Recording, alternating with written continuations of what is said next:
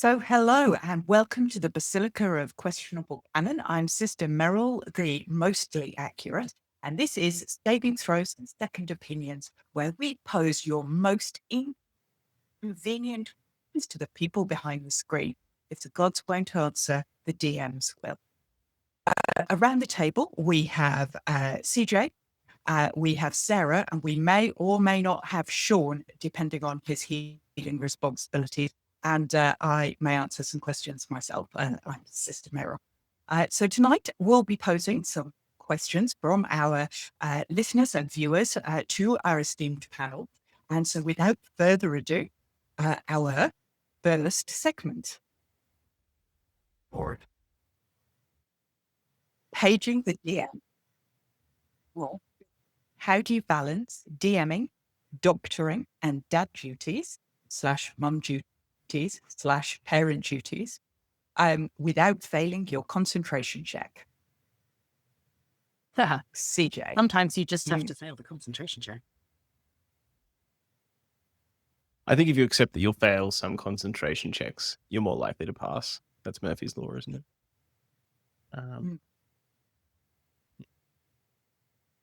Also, I think once the kobolds get old enough, you train them to understand that D&D is important.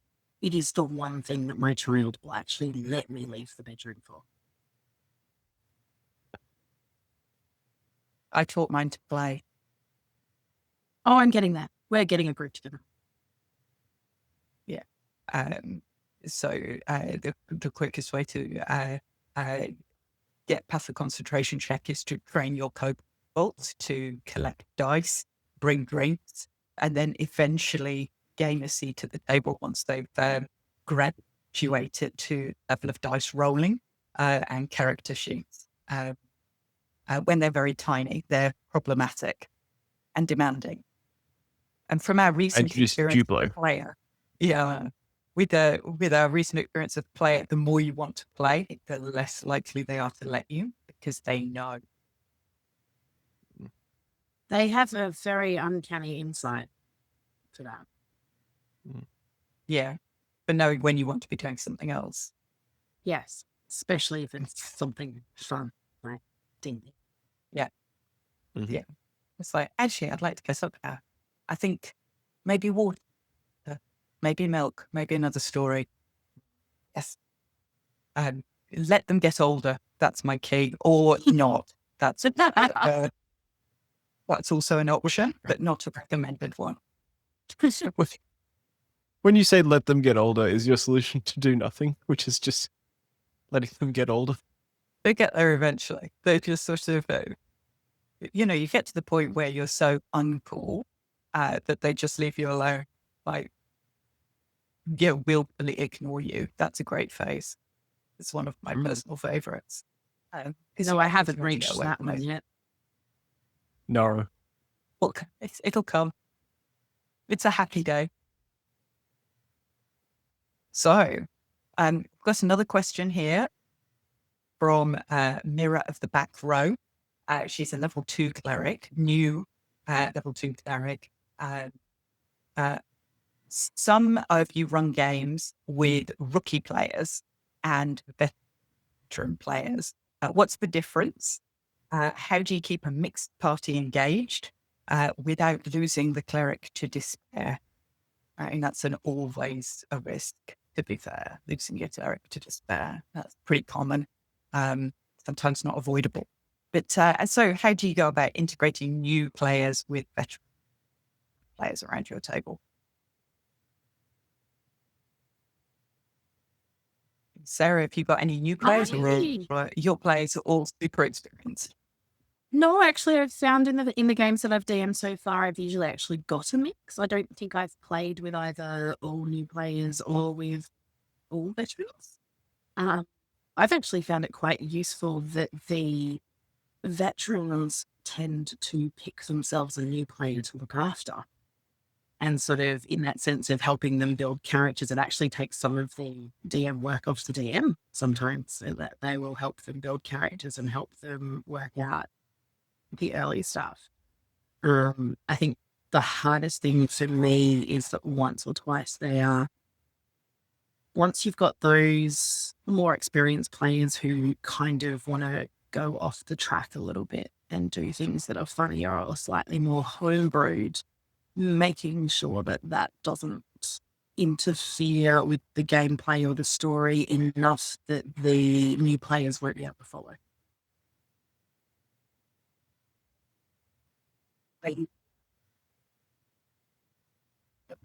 Yeah, I think Players.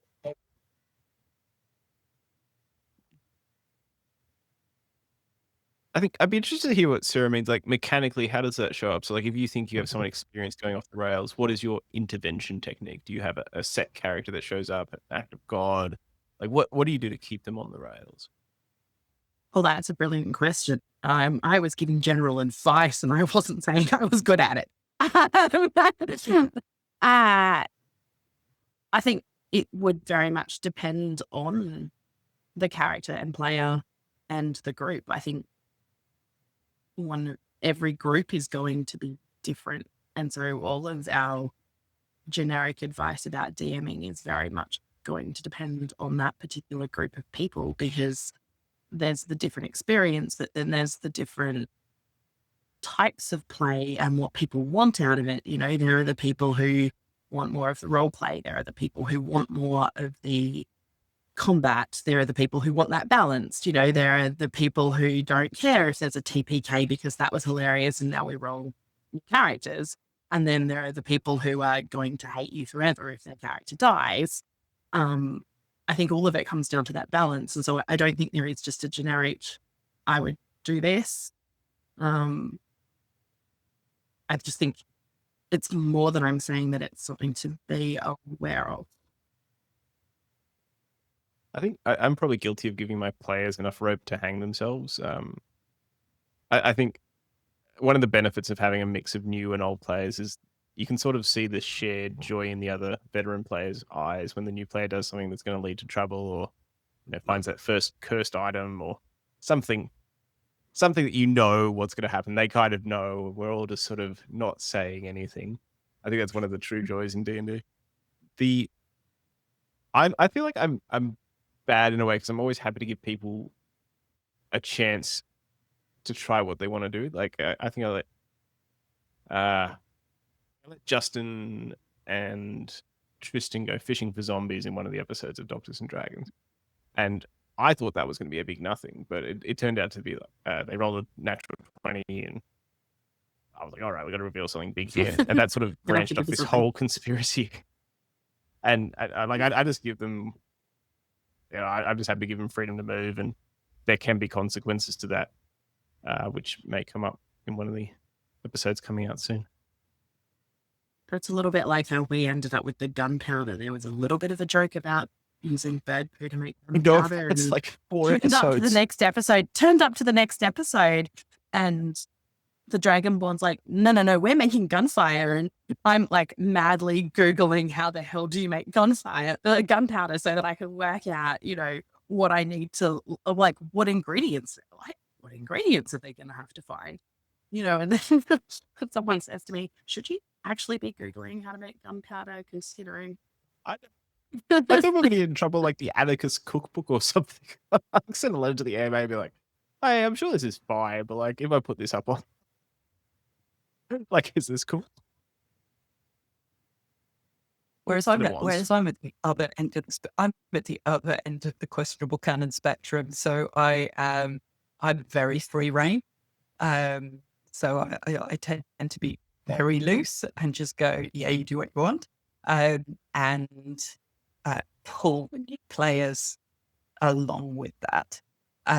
So I tend to rule my mechanics fairly tightly, so that that's followable.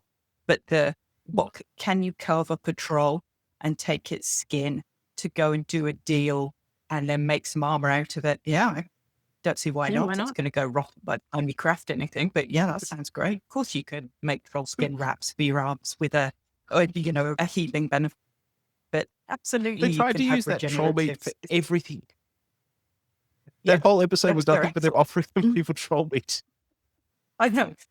Well, that's all fit your economy beautifully. But what really amused me about that episode is the guy they were selling the troll meat to actually believes he's 2/3 troll because he's a pit fighter and he got really injured. But he was fighting a troll and then his wounds healed up. So he totally gets the regenerative power of troll and think if he collects enough troll body parts and eats enough troll meat, he might become a regenerating troll. So he'd have actually paid them, if they bargained, 80 odd gold pieces for that. And they were like, 10. That sounds awesome. Thank you very much. And I'm like, okay. They were like, that's an excellent deal. And you're like, oh, bless you. All right. Bye. They've not learned about your economy yet, have they? He had gold. That's pretty rare in my economy. The economy of Faerun is well and truly bankrupt if you go shopping with me. But yeah, I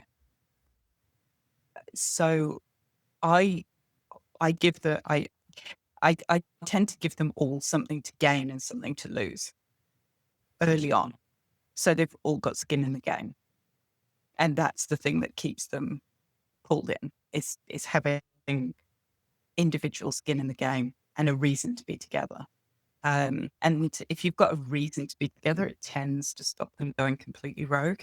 The problem, I think, is when you've got a party that's not really got a good reason to be together, and then you get that sort of wandering off doing very, very random counterproductive stuff.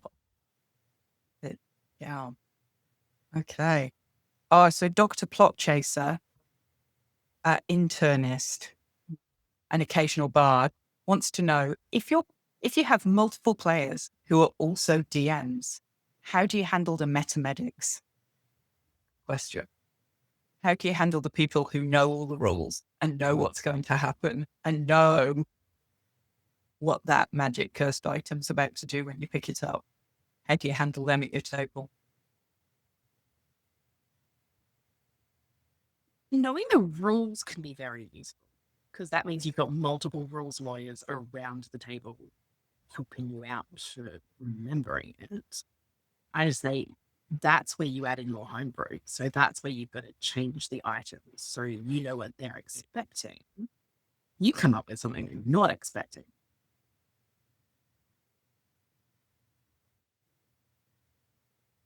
But you, CJ, are you a homebrew, rules as written, somewhere in between?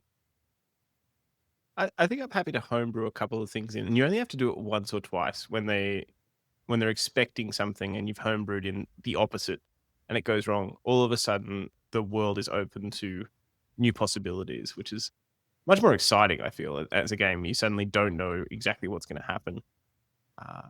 And most of the time, I let things happen as they are written in the handbooks. But just throwing in a couple of curveballs suddenly creates all this dramatic tension, which is really keeps them engaged. But some people just want to come and they want to know the rules and they want to play a game that they're comfortable with and that brings them nostalgia, and that's also okay. That goes nicely into another question by one of our emergency bards, Dr. Triage.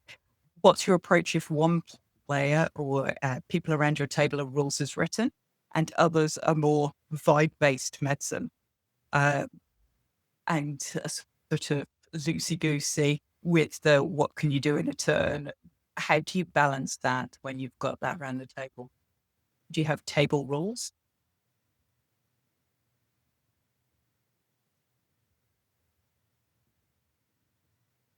Sarah, do you have table rules at your table?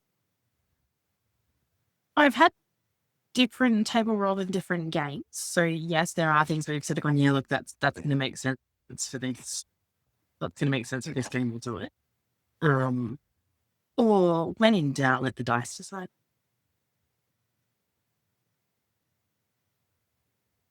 How do you feel about rule of cool? I'm more fond of rule of narrative than rule of cool. Yeah. Per se. Like as in not just it sounds cool, but it actually is relevant to the plot and progresses the plot.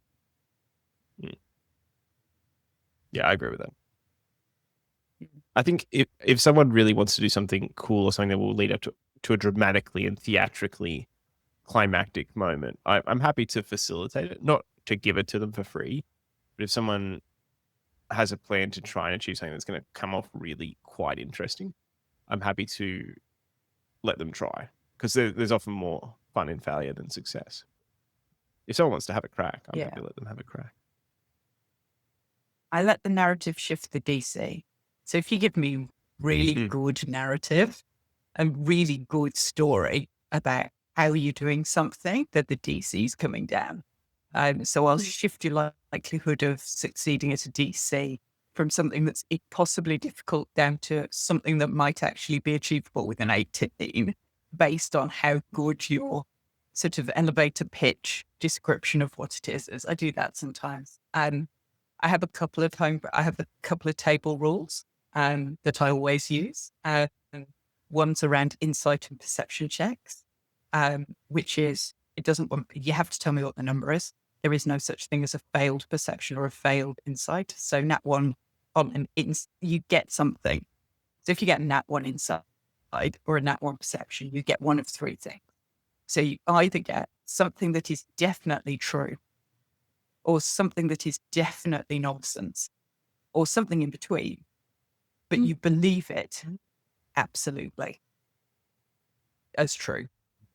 So you've so for perception and insight, and I've played with a group of guys who played for a group called Helpful Goat, and I've played with them lots of times, and they played this role, and it works really nicely, because that's sort of, I've rolled an insight of 1, I've got no idea what's going on. It's like, it takes that out. It's like, you might know, you might not, but you've made a decision based on what you perceive is happening. You're absolutely convinced this person is telling you the truth. Yes. And they might be, or they might not be. It depends what mood I'm in at the time that I give the information. So sometimes I've given you absolutely accurate information, and then you're not sure but your character believes it absolutely. And that just sort of negates that, I've only rolled a 2, and then everything else is a sliding scale. So it's like a sliding scale of consequence. So the lower your roll is, the bigger the consequences of the athletics check that went awry, as opposed to it just didn't work. It's like, if 10's a pass, then 20's amazing and 1's a complete disaster. But there's a sort of sliding scale of consequences rather than a pass-fail DC. Makes it much more interesting too, because if it is just pass-fail, why aren't we just flipping a coin? Yeah, I guess how hard the coin is to flip is where DC comes in, Sure. in terms of how hard it is. But I think that certainly for perception and insight, it's rare that you have no insight. You might have the wrong insight, but it's you rare think that you've got wrong. insight. Yeah, I work with those. I like the people. element of randomness. I like that it's not just like you get what's wrong and then they like make it a might be metagame right. and say, I know it's the opposite. Mm. Would you ever No. roll a dice to go, is this good, Sometimes. bad, or incorrect? Yeah, it's kind of a bit like Augury. Is it wheel or woe? Yeah. So it's a bit like that, but and that one's in perception and insight, and that throws people, because people expect it to be. So it's a really minor homebrew mechanic, but people expect it to be binary. Like, I have failed perception, I get nothing useful. And it's like, oh no, you get stuff. You just don't know whether the stuff you've got is useful or not, but you believe it. And it sends people down all sorts of very strange rabbit holes with the wrong information. I quite enjoy it. That's so. Yes. Oh, we should move on to. Go on. Sorry. I was just going to say, while we were talking about sort of table rules, the Yeah. other thing that playing with you as the DM, I've never used that concept with the spell points before, and that's been a nice table rule that I've liked, and it fits my logic of giving us those points to use rather than a certain number of spell slots at each level, which means that you could either spam your low-level spells, or you can spend a lot of points on multiple high-level spells, and that's been quite different and a nice lit play. Yeah, so spell points is a variant for half and full casters. Indeed. So you get a different number of spell points for the level, and each spell burns. So a level 1 spell would burn 2 spell points. Level 2 spell would burn 3, and so on, going up. But yes, so I think at level, what are you now? Level 16. As a full caster, Dorothea. 90. Yep. Yeah. 94 Level points to 16, Dorothea. 94 spell points. Spending about 10 at a time. I've got 4. No, I've got 2. I've got 2 left. I've got a single level 1 spell left going into the boss fight.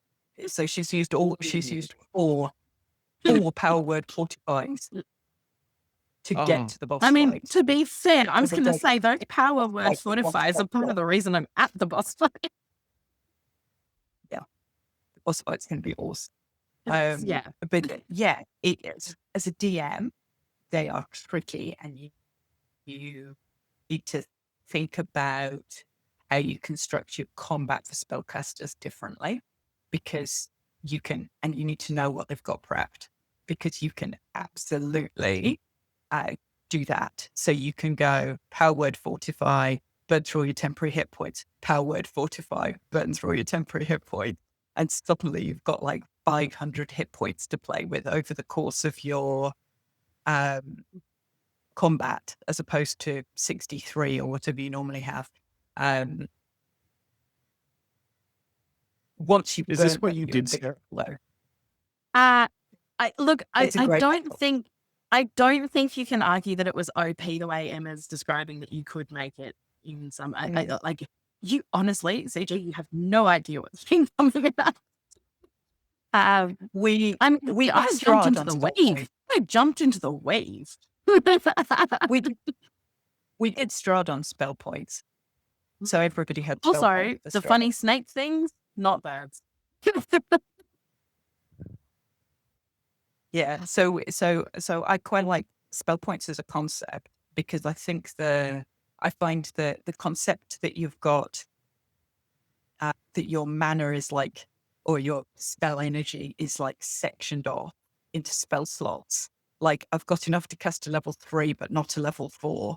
So I can cast a level 3 and 5 level 1s, but I haven't got enough energy left to do a 4. Doesn't make any internal sense to me. Whereas I have 94 amount of spells. Big spells cost more than small spells. I can cast spells up to 94. Makes sense to me. And it does change the way people play. So you can absolutely go in with a couple of big 8th level spells and just play big spells. But then you've got no low level stuff, which is really useful. So it changes the way the players play, and you just need to be prepared to counter the big spells relatively early in combat. Big spell burn big spells much earlier. But yeah, they do burn them and then they die, which is what's about to happen. Yeah. They go into the boss fight with 1 level 1 spell. Yeah. It's going to get you, and 60 hit points. It's going to go well. Anyway. Detail. I really do not see how I'm going to get out of this alive, so I probably won't, but I've been told it's theoretically possible, so. It's worth noting they're also, you've got two level 16 characters and a merchant. And noodles. It's Dorothy theoretically possible.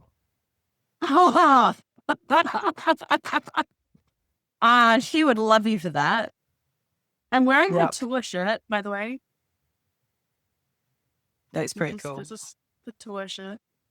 Yeah. That was a long time ago now, though. It's the escorting the merchant with his 22 hit points through this thing that's completely wiped her out is the bit that's causing. Yes, keeping him alive was very hard, but very necessary on account of how Dorothy had kind of fallen for him. But yeah.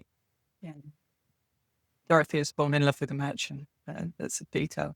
Anyway, we should move on. He has nice ink and nice parchment. For goodness sake.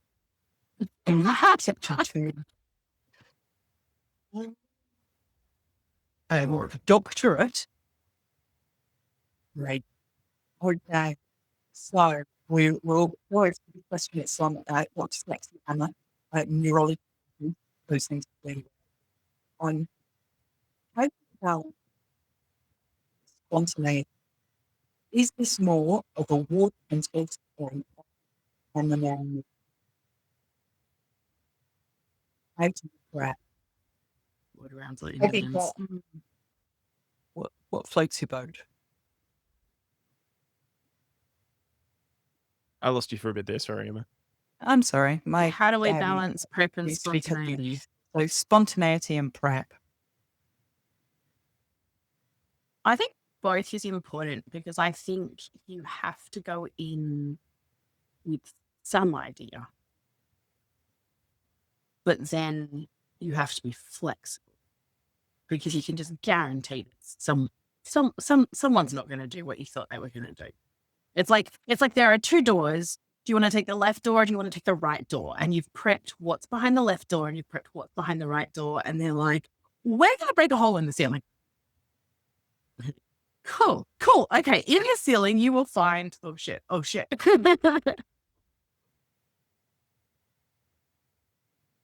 of both.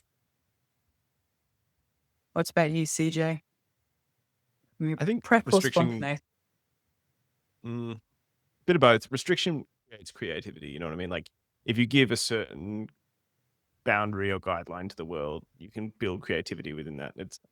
I can't remember who the quote is from. I heard it from someone who does Magic the Gathering artwork, but I know it's probably attributed to someone further in the past. But essentially, you create a framework or lines to work within, and that actually gives you something to do. So like you could run a D&D campaign about anything. Like there's so many things you could run. But if you just say, we're running Avernus, all of a sudden you're like, oh, okay, we get to deal with devils. We get to deal with Mad Maggie atop her iron chariot. So I think I do a bit of prep, and I don't railroad, but I think the prep of D&D is somewhat time consuming sometimes. So if you have like a whole battle map that's ready to go, you want to use it. But I'm a mix. I'm probably 50-50, particularly for RP and sort of role playing. I don't know what's going to happen, so I just sort of have a couple of characters and see what happens. I think we should ask Sister Meryl about potential NPCs to meet. So Sister Meryl runs a ridiculously fully running world in her head 90% of the time. So the written down current lore runs at about 340,000 words of the current lore with all the NPCs. So you can talk to anybody and they've got parents and siblings and somebody who was mean to them in high school and a job that they do or don't like and what they last spent their pocket money on and all sorts of and I know them all, which is really quite freaky. But I'm kind of, I think with Chris, I am quite happy that there's no tracks. So I'm very broad frame. Like, for example, we're going to go in. You've got to go in, do three things. You have to destroy Strahd's crypt. You have to destroy Strahd, and you have to destroy the Heart of Sorrow. That's it. But that was literally it. That was the frame. Everything else is just, it's like, that's your frame. And within that frame, you know, at some point you'll battle Strahd, but everything else was narratively built. Everything else from scratch. And I like that. It's like there are no rails, but there are lots of things you can make rails out of. Yes, here are things you can make rails with. And then we built them for ourselves.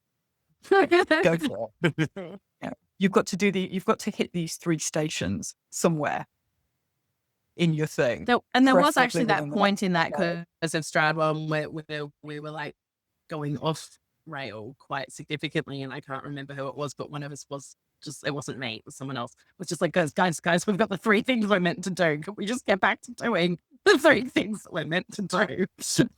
Oh, I don't know. You went fairly off the rails, to be quite honest. I mean, we can't talk. Oh, I did. Yes, I said I wasn't the person who said we should In go terms back on of the rails. who went off the rails, Sarah, you walked through a mirror.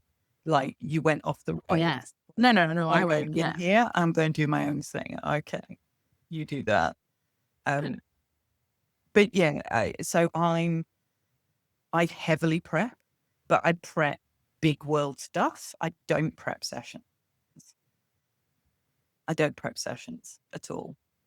But you've prepped your world everything and your you might in any way encounter. Like, you could wander around Luskan, and I know every shopkeeper, what they sell, who they know, who their best friend's mother is. Every fight pit. There's a fabulous bowling alley which you didn't go to, where the Skittles are all made of gnomes, which is a shame because that's an excellent bowling alley.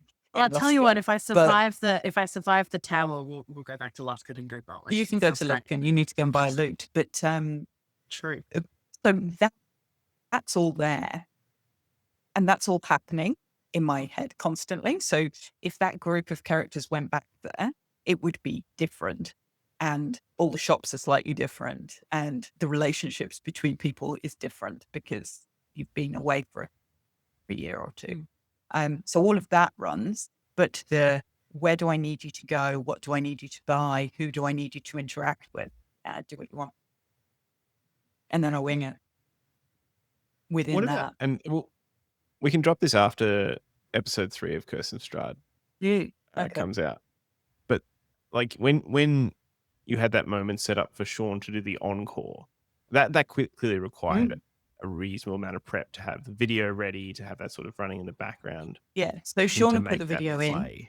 So there was a clue very early on about completing a song that didn't make a great deal of sense when they found this clue. I wrote something to that, by the way, that I was given before the trader disappeared. So you wrote lots of things.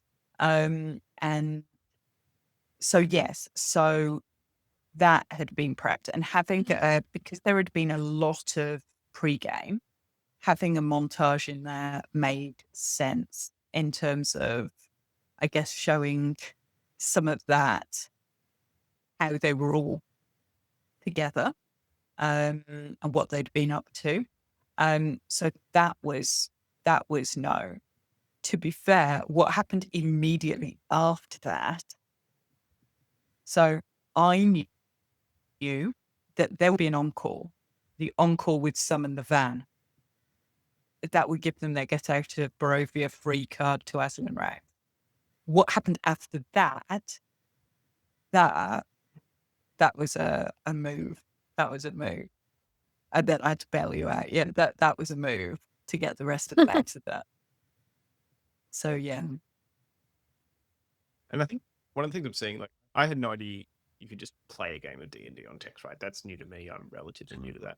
Oh, but it works so well for like busy professionals, and it also makes those one shots come to life. And like, for you can new see parents. all the sound. Yeah, and I would say you have to do it. So I do it. I'm very formulaic, so I play it a lot like this. And the one shot I'm playing at the moment is a side quest for Dot and Grigor, Matt's character, and because Matt's got a 4 or 5 week old tiny terrorist human, who does not allow him to connect to the internet on a regular basis because he's a tiny terrorist human. So it fits in around that pretty well. So we are playing. So this one shot that Sarah was talking about, we're playing on text, and Sarah got back from Barovia, went to write songs, found a very nice parchment shop, fell in love with the guy who runs the parchment shop, which was a bit random, but okay. I was not going to flirt with that one, okay? I was not going to flirt with him. she didn't flirt with him. She fell in love with the parchment guy anyway. So then, but it turns out the parchment guy's really complicated, this complicated role in the falling to pieces of the world. But anyway, Yeah, you know, so Sarah's just like, But he's great on paper. Oh, he really is. yeah. So Sarah's like, don't you worry, Well played. we can go back to where this all happened, and we can probably fix it.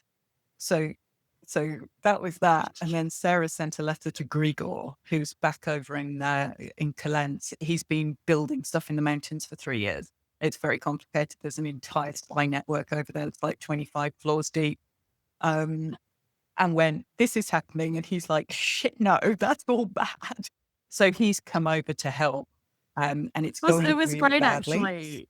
But it was great that moment when you gave me the story of Malin and his backstory, and I was like, I don't know anything about the weave except that I know that Grigor knows stuff about the weave. Can I get in touch with him somehow? No, it just so happens It was to good. parchment It was to good. that, yeah. Yeah. And so Grigor's like, what the hell are you doing? This is a disaster. And Sarah was like, but I can save him because he's lovely. And it's like, oh God. So Grigor's, No, I really, can I help. can. I can fix him. No, really, I can. So basically, they're now at the top of this tower with this woman who's intending to destroy the world. With a merchant. Dot's got one spell slot. And Grigor. I also have a song, and mate. I have a song. you've got a 6-minute song with music that Mhm. Sarah's written. Mhm. But Hey, you only need one in spell order to slot to do cast this- heroism. That's not a first Oh one, no, but that's bad. Yeah, the problem is that what this woman's trying to do is she's trying to make them help each other. So Us helping each other actually helps her. Yeah. Mm. So she's trying to create a knot. And so every time they use bardic inspiration to help each other, power word fortify, healing word, anything for anybody else, take damage for somebody else, get in the way of a shot, the severance dice goes up. If the severance dice gets to 18, the ritual triggers. So them help each other, the faster it gets to the point where she's going to try and destroy the world. So what you actually need to do is get her to the point that you can kill her before that happens, but you can't help each other. But the problem is that Sarah's got 60 hit points, Malin's got 22 hit points, and Grigor's like got 190.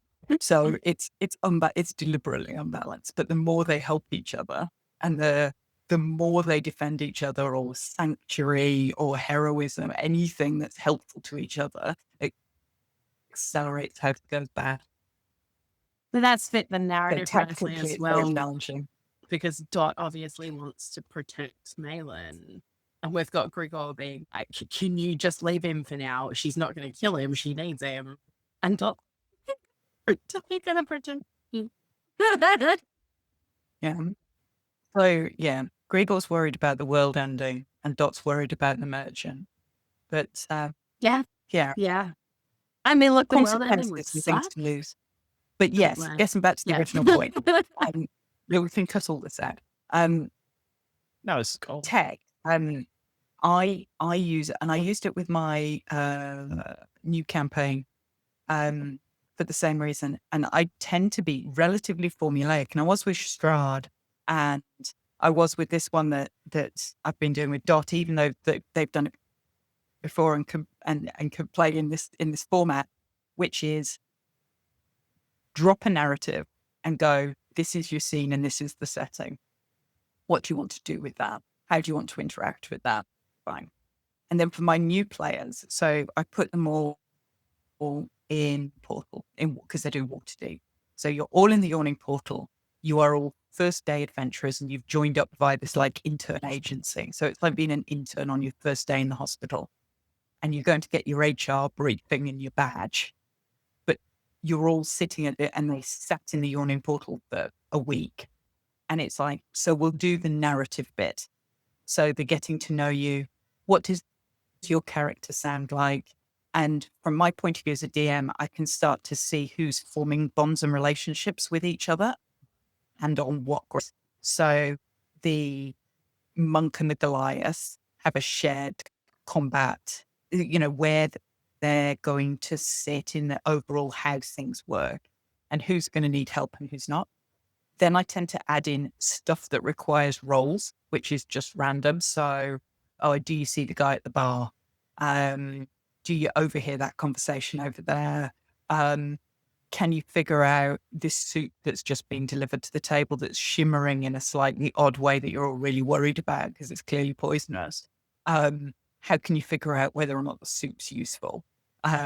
So bringing in that concept of skill checks and narrative exploration within a very constrained environment, and then low level combat. So then I don't know. Then I set them a challenge, I think. So they had to collect a secret, a laugh, and a free drink.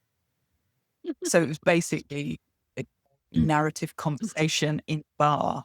And then the one who wanted to fight managed to find an orc who liked arm wrestling and went, yeah, we'll go outside and we'll wrestle. So then you get to do a little bit of that sort of combat turns initially. So you can see how it works before you then have to do that at speed.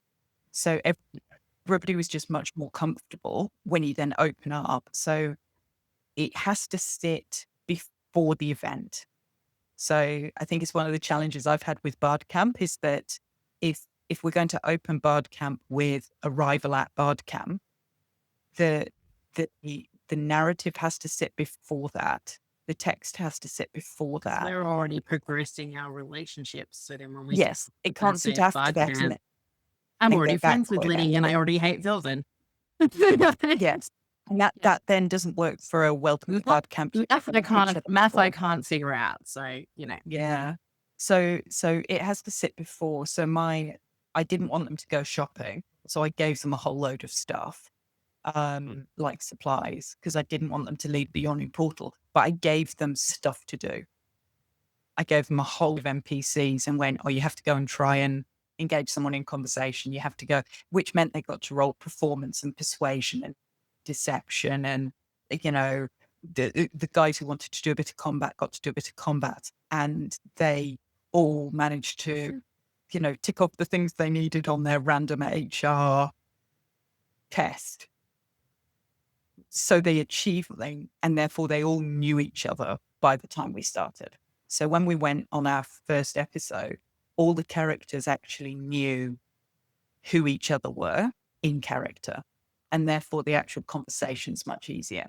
So I find it's useful for that, a home game. It's that first 3 weeks of everybody trying to find their character's voice. It's like, I played that bit next and then go, all right, now you know each other. Now we can actually play a game. And I think that's the challenge with Bard Camp is that if you were going to do that on text, we'd have all been on the same cart coming to Bard Camp. Do you know what I mean? We'd have been on the school cart from wherever. We've all got on at our different stops and we're all stuck in the back of this cart on the way to Bard Camp. That would have been the run-in, I think, for Bard Camp. And then we arrive. And then you play it from there. Do you see what I mean? You can't skip around because otherwise you know each other really well and then have to go back to pretending that you don't. And that also, I think that's challenging. That's going to artificial interactions because we're going to decide how to interact with that because you have based on how to then peel it all back again and start again. Yeah. So you either want it so that nobody knows anybody and you play it that nobody knows anybody, and that's fine. You don't do any pregame, you just don't know anybody. Or you do the pregame at the logical point where you would then start the adventure. So for Waterdeep, they start in the yawning portal and the troll comes out and Zolo comes in and that's the start of the yawning portal. So all I did was why are you all in the yawning portal? So I gave them so the book I gave them was that they've joined the Order of the First Hand, which supports new adventurers getting to grips in a structured and supported manner where they go on increasingly complex quests from a basic fetch quest, for example, to maybe an escort journey. And as they gain skills and influence, they can move up to increasingly more complex things, kind of like being an intern. They get regular job appraisals and maybe a reward. They may even get paid. Who knows? Again, like being an intern. Not for your overtime. Not for your overtime. You'll probably have breached an HR policy you didn't know about. But it's that bit. It's that it's your first day at a new hospital and you're a baby doctor, and you're looking around going, who's the person who's going to help me put the cannula in at 2 a.m, and who's going to be me? And it's that, while at the same time trying to make them feel that actually they're all on the same team and they all need to have each other's back. But so giving them challenges that, people with really good deception will be good at this one, and people with some combat skills will be good at that one. But you can all bring something back to the table. I was trying to give them that so that they can see how they might fit together as a team with different skills. And that's useful because I have people I've got a big table. I've got 8 on that table, and it's split 50-50 between people who've played and people who haven't. I have 2 follow-up questions to that. The first is, how do you stop sort of more veteran players overpowering or sort of taking control and letting the newer players come in? The other question that came up in that, have you noticed if there's any real difference between a bunch of doctors playing D&D and just an average group? Like, I honestly, as I play through, I'm not sure if there's any specific noticeable difference. No.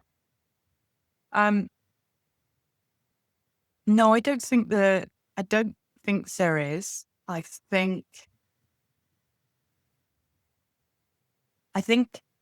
I see more probably rule-based play. I mean, I play a lot of home games.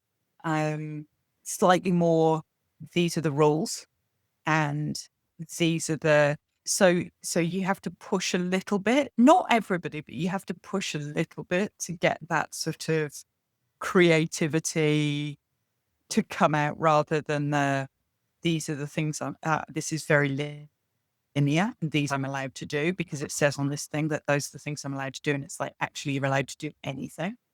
Tell me what you'd like Do you to find do. that?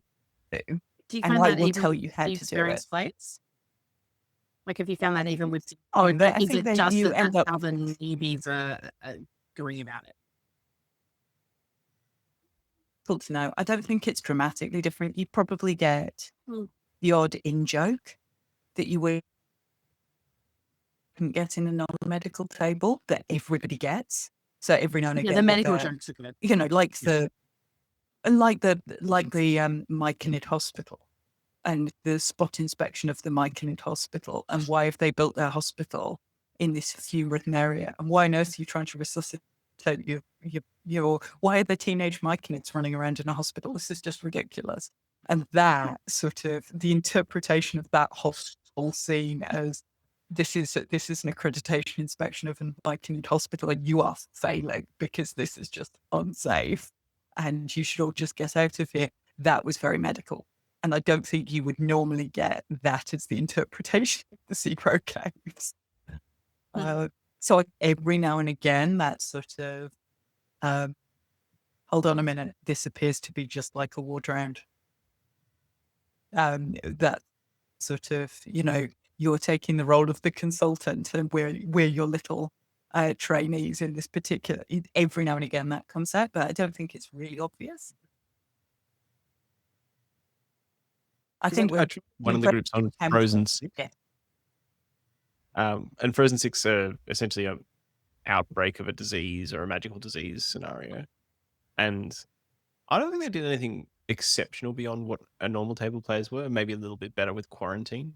But yeah, it's interesting. Like, you're just playing a normal game of D&D, really. And all D&D is good D&D, generally speaking. It is so good. I've got so much D&D back in my life. So at home we play D&D for a long time. So we did a level 1 to 20 campaign on our home table. And then we switched. So now we do D&D. We're finishing Curse of Strahd, proper Curse of Strahd, the whole campaign. And on Thursdays we play Pathfinder 2e, which is great. Especially if you like RP, and it's got lots of social dynamic stuff. It's brilliant. We've played some Cthulhu. We've played some. We've got a couple. Yeah, you kind of come back to D&D's easy. It doesn't involve. Do you know what I mean? If you've played a long time, you don't have to think too hard about the mechanics. You can just enjoy playing.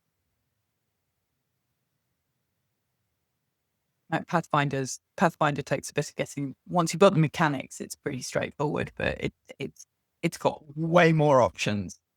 So you can make an impression, and there's like 50 different ways of influencing somebody in social situations, as opposed to persuasion, deception.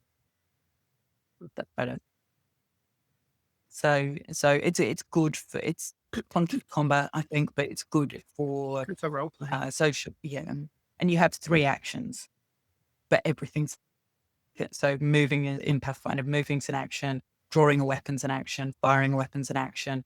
Spells are 1 to 3 actions. You have 3 actions. They're all the same. You can spend 3 actions. If you want to do 3 move actions, you can do 3 moves. If you want to draw a weapon, shoot a weapon, and then move, you can do that.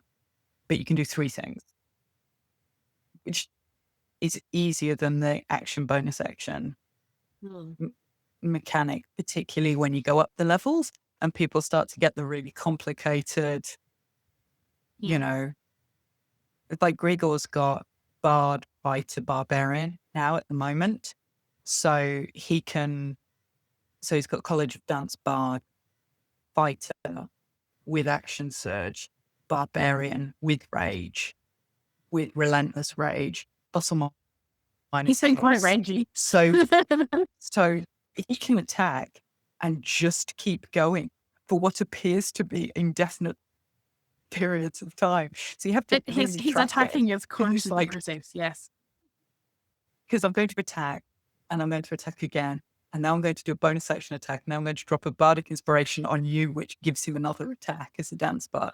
So he gets another attack. And if he hits, he gets another. And it's just this ridiculous. Hold on a minute. You've just hit that thing 5 times or 6 times. It's just ridiculous mechanic. As someone who's slightly squishy, I've been quite grateful that he's that offensive. Banshee. Back to the fact that your current group has 8 players in it. How are you balancing combats when you've got that many people? Because you get that thing in combat. Give everybody something like bored waiting for stuff to happen. Give everybody something that they can hit and bash the enemies. So long as everybody gets near enough to something within a turn, so you can move your 30 and then attack. So the troll in the yawning portal, it's injured to start with, which is what's up against the level 1 party because it comes out half injured. But you can get 3 people wailing on that, and then the Sturges give everybody else something to hit. So you've not got lots of people trying to wail on one enemy because it'll just flatten them in the action economy. So give everybody something to do, batch the competence. So it's like all the Sturges go, troll goes, and give everybody something to kill. Because I've noticed, and and then your veterans are less fussed about killing a Sturge because it's like Shaw, who is less fussed about whether or not he kills the Sturge, but he's quite happy catcalling from the gallery and causing trouble over there, which fits with what he's doing. That's fine.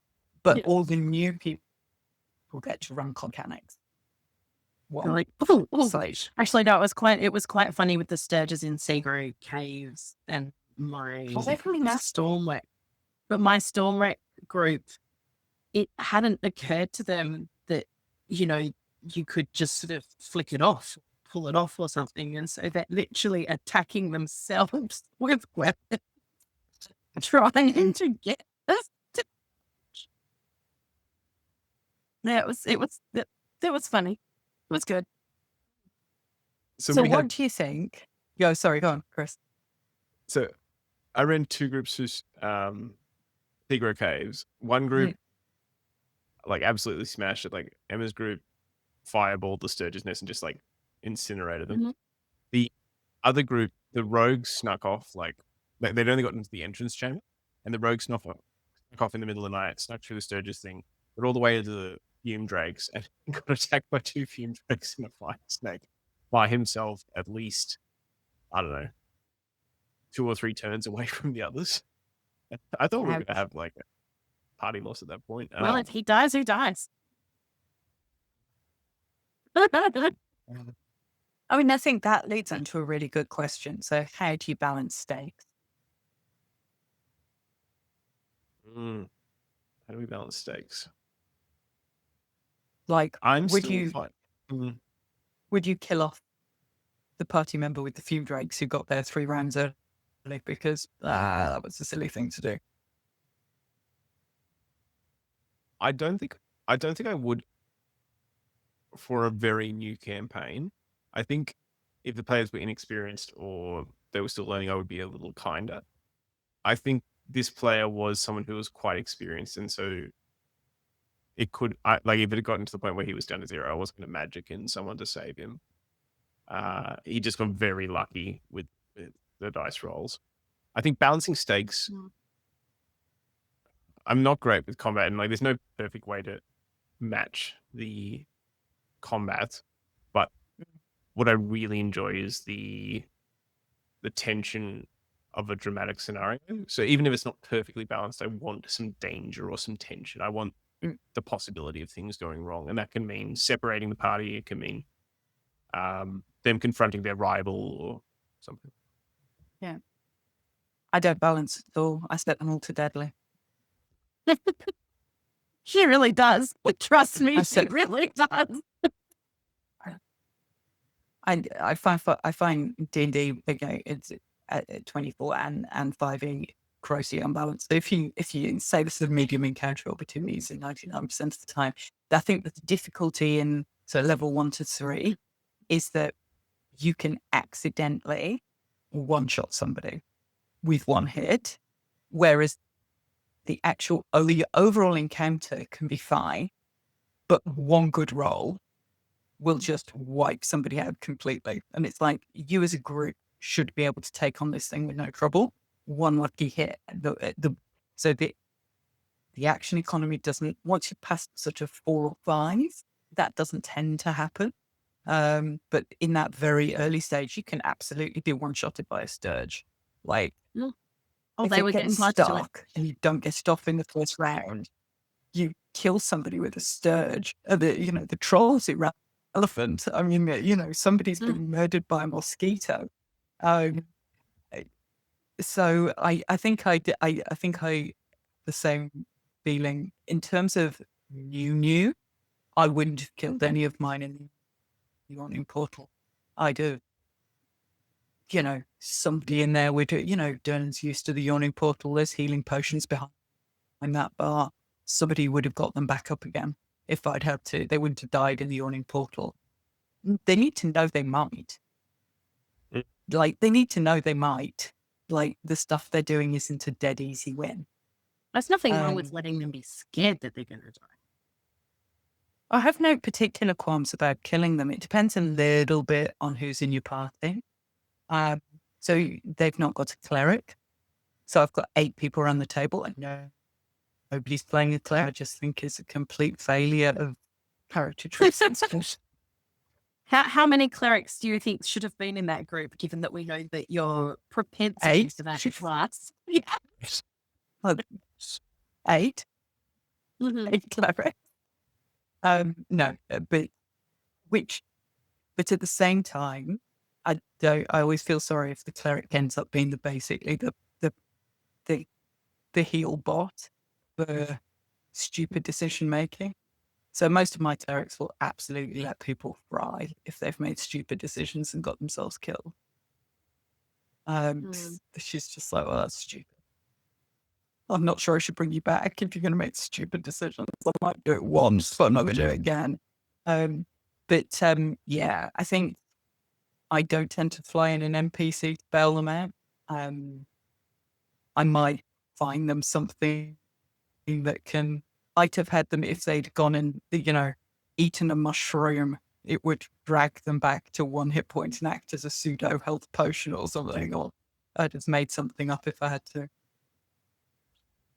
Perhaps this is one of those things also that can come back to the pre-game discussion, and the concept of having zero. that sort of, whether or not it's the session 0, but I actually quite like using those sort of checklist and consent type concepts.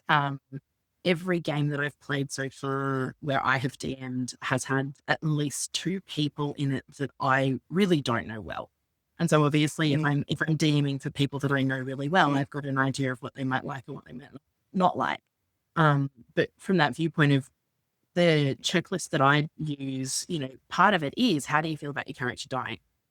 And please do not kill me versus, like with the knowing that it's not necessarily always going to be an option, but like, please do not kill me versus, I don't mind if you kill me, but I want to know that there's a chance of resurrection versus like, I really just don't care. Like if that's what happens, it's what happens. And having that idea. And even if, as I say, you don't want to say, I could never kill the character, because part of the fun is the unknown and the dice rolls and the decisions.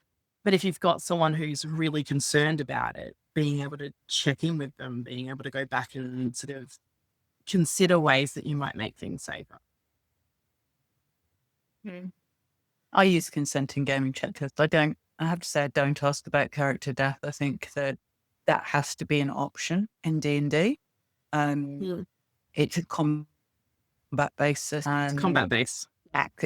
Losing your character is one of those things. If I was playing a sort of Studio Ghibli kind of fun type one shot with my kids, that's a very different kind of, although I have killed some characters too, but that's great. You should, if you're going to do one with your kids, the best one is the Lego River. Oh, so it's like a Lego river. So if you try and walk across the Lego River, you take serious piercing damage to your feet. You would. So you have to work. Yeah. So you have to work out how you get the river. And there's all sorts of ways. So I've had kids jump across the Lego River. I've had kids try and fly across the river and cast spells. Depends what they've got. I had one kid start to pull the bricks out of the Lego River and build a bridge. Yeah, that's genius. Little engineer there. Fished all the Lego bricks out of the river one at a time and built them into a bridge. I'm like, you get extra points. So I quite like those sorts of kids.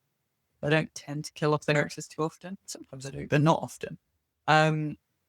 But I do like the consent in gaming checklist, and there's usually stuff on there. I mean, there's the really obvious stuff, like, are we going to do a torture game? The answer is no. We're not going to do a game. No, the DM doesn't want to do this one. Well, with child abuse and torture in this particular episode, no. But I've got somebody at my home table who is absolutely phobic of spiders. So we ran Barovia with no spiders, none at all, which upsets me because I like spiders, but no spiders. So just any encounters where there may have been spiders, put other creatures in, because she's absolutely, on the screen, talk about this sort of visceral reaction. I was just saying, you don't want that. You're not coming to D&D to be made. Never fun, not for trauma. Yeah, exactly. Well, not for that type of trauma. Like, I've got no harm with. I don't mind traumatizing your character. I do mind traumatizing the player, and lots of. I mean, did we talk after Strahd? Mm. after the one of the things that was really interesting about Strahd is it was a one shot, and therefore being betrayed at the end of a one shot, having one person turn on you at the end of a one shot, totally legit, no problem at all. But it didn't feel like a one shot. But it didn't feel like a one shot. 6-star P for like 3 weeks. It felt So like it felt played like an entire campaign. combination level 12 Yeah. campaign, which I wouldn't have sanctioned So as DM, is having somebody stab you in the back at the end of a level 12 campaign. That's not The okay. betrayal And that felt was real. interesting. The betrayal felt real. Yeah. Like the betrayal And that was felt really real interesting because learning for me. Yeah. we were a group who knew each other. That's the thing. Like what you see in the one shot that's going up on the podcast or on YouTube, you know, you really do just dump us straight into Barovia. But we had that history, you know, and if you take, say, Dorothea and Ashrin, and they'd had this sort of enmity, and then they made a bit of a truce, and then early on in there, we're doing the whole truce thing, and then he turns around and stabs you in the back, and it's like, wow. Yeah, it's vicious. And the thing that's interesting, having watched it back, is that doesn't come over. So it's actually the podcast, the video is fine. Yeah. But we spent an hour and a half sitting there just being like, after what's the actual? actually what now? debriefing the players. Actually debriefing the players after curses. Because it was, I didn't felt get like that dynamic until I saw the video of Encore, right? So I got the vibe that there was banter. But when you're watching that video back of him like being upstaged or being reduced to the guest violinist or special guest violinist, like it really hits home and you're suddenly like, oh my gosh, I suddenly understand what's going on. And it But was see, also just from that perspective, Dorothea doesn't remember that. So there hadn't actually been a bit like it's not like when we met in Scrivix's office, he was like, I was your violinist, why don't you remember? So it wasn't until after he betrayed us and ran away with the getaway car that Grigor was like, yeah, like you stumped him once as a violinist, and then Dorothy was like, oh, that was that guy. And so, but even from that perspective, like Dorothea being the character that she was, if Dorothea had realized there would have been significant effort at reconciliation. Dorothea would have been horrified that she'd snubbed him accidentally and hurt him so much. And so there would have been significant effort at reconciliation. Now, whether or not that would have worked is another question. Because I mean, if he's that bitter at this point, maybe it wouldn't have. But can I be honest? The betrayal was beautiful watching. Like a reconciliation. Great. I'm sure it'll make for a great story. Don't worry, I am going to track him down, and there is nothing I do better than revenge. Oh God! But the thing that was really important is I've watched it back and gone, it actually works as a one shot. It worked fine, and the betrayal worked really well. As players, it was really hard. Like, there's been sick. We still haven't forgiven of all the players. We still haven't forgiven. And it's just really, and it's really interesting. It's that, and I think it's all the caution of the pregame, but it was if we'd have literally just done it as turn up, military operation, go in, get Strahd, get out, that would have, that would have been a thing. And none of that would have happened. But having that, it actually felt going in that this was the big boss fight at the end of a level 14 campaign. And we'd managed to create that vibe between the players, is that you have actually you are close enough that this feels like the big boss fight at the end of a big campaign. And therefore, getting stabbed in the back at the end of a big campaign that's got you to level 14 is a really different feeling to getting sabotaged in a one shot. And so for the narrative bit of the story worked brilliantly. With lots of debriefing players, and that's really interesting.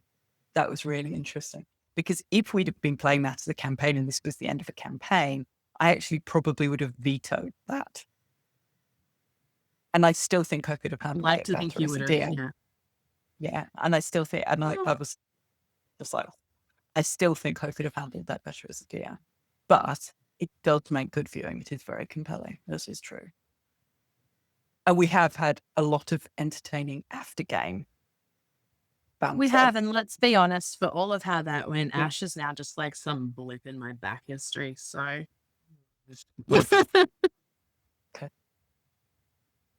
I might head off, guys. I should probably get some, but so there's probably some stuff in there we can cobble together for some I think you've got two separate. I think you've got two separate shows here. You've got How to DM. You do. You've got like a Curse of Strahd debrief. Director's Cut of Strahd. We could do that. We would do that potentially. Is do the director's cut of Strahd. It'd be great to have that with you running a commentary about it. Like, that would be interesting. Just do it not for the whole thing, but actually get you and Matt and Rira and Sean and go, you know, this is some of the stuff that had happened in the background of that, because there was so much stuff. You know, where everybody was coming from. I mean, Grigor was fixing the entire world. Like, if he'd not killed Strahd, the entire world, Faerun would have gone material plane gone. There was a massive thing going on.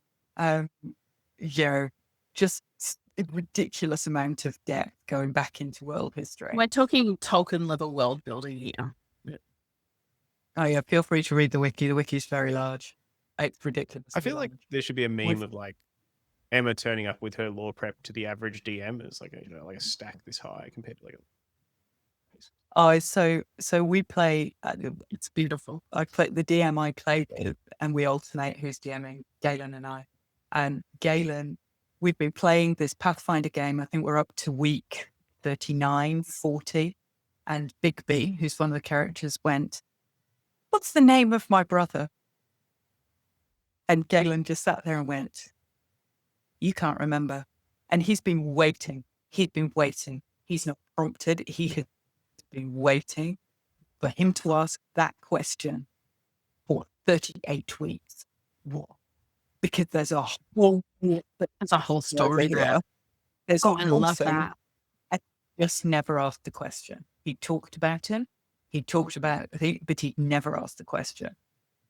And he just sits here. His long game's incredible. He just sits there and just waits. And then you go, that changes things. Yeah. Incredible DM. Really, really good. He's a drama teacher. He teaches English and drama at secondary school. And so, yeah, he's a great DM. That is class. Has a wide run. And please. Like, I don't want to get too much into it, but the idea of writing a campaign for this discrete episode and the short term versus the long term, like you're trying to deliver a really compelling short term campaign, but you also want those long term hooks, and it's really hard to know when to balance that. But yeah, it's 300,000 words is where you stop. No, I think that's the thing though. So is that you set that sort of broad. This is the world, and there's stuff happening in it, and you may or may not be interacting with it. So, I mean, I've run my guys through Barovia, through Strahd, and it's like they caused freaking chaos. They caused political upheaval in Valaki. They killed all the major ruling parties and options for ruling parties in Barovia. And then they found a priest, which is a long, complicated story, but essentially gave him 5 levels of cleric in a complicated job swap thing, and had him installed at the church in Barovia village where Darovich used to live, because they killed him off fairly early on. So they then rehallow the church down in Barovia village. And so everybody migrates. So everybody leaves Valaki for this new church with George the priest. And Barovia village starts to become this sort of epicenter of trade. It only had 3 houses. And they go back to Valaki. It's like a desert town. It's like tumbleweed everywhere. And, you know, the guards have all gone rogue. It's a nightmare. But they haven't been back there for like 4 weeks. They've been off doing other stuff. But in my head, the political crap that they pulled when they were last there is all unfolding. So all the shops and all the NPCs Consequence. in my head are still living their lives, but there's no infrastructure anymore. So the whole of the world is just doing this, so that when they then visit, completely bloody different from the last time they went there. Like, potion shops gone out of business, which is unfortunate before you go into Ravenloft. Yeah. Shit, man. Don't cause a political revolution and then bugger off to do Babylon. Anyway, it's bedtime. Let's go. I will grab it. This was great. All right. Good chatting. That was fun. Yep. Chat soon. Bye.